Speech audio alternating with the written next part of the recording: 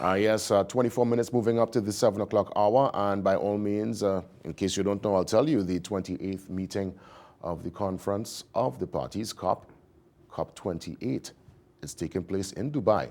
Our correspondent, Ryan Brew, is there and brings us this report on what we can expect from this climate change forum. Ryan, good morning. Well, good morning to you, Jason. Good morning to all of your viewers. It is beginning to look a lot like COP. You know, just last year, Jason, I feel like it was just yesterday, you and I were talking about COP27 when I was back in Sharm el-Sheikh, Egypt. Fast forward a year later, now we're talking about the COP28 that is taking place in Dubai.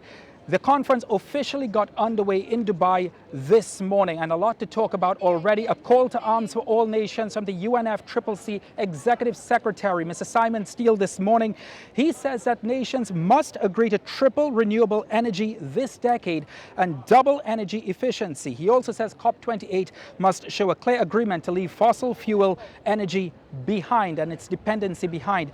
But more importantly for us back home in the Caribbean, for us in Trinidad and Tobago, a very clear statement, a very clear indication of where the UNFCCC wants this COP to go when it comes to the loss and damage fund that has been the subject of discussion. You do well to remember, Jason, that it was made an agenda item back in COP27.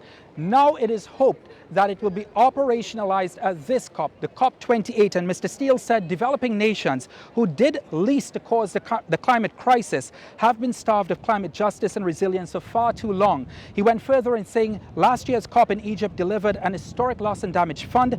This year's COP in the United Arab Emirates must put meat on the bone of this fund. That means putting real money on the table. Table scraps won't cut it. The words of UNFCCC Executive Secretary Simon Steele, who is, of course, Grenadian. What are the big ticket items that we in the Caribbean, we in Trinidad and Tobago will be looking forward to over the next couple of weeks? It's the global stock take, the first global stock take since the Paris Agreement. And we already know the answer to it.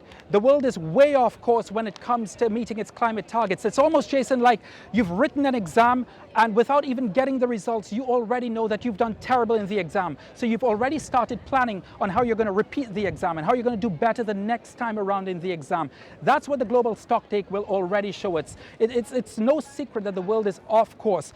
Another big ticket item will be the operationalization of the loss and damage fund. However, what that operationalization will look like is the key question. A lot of small island developing states have key issues with the World Bank being the funding mechanism for the loss and damage fund. Why? Because the World Bank will charge interest rates. So it's almost like paying for your own loss and damage.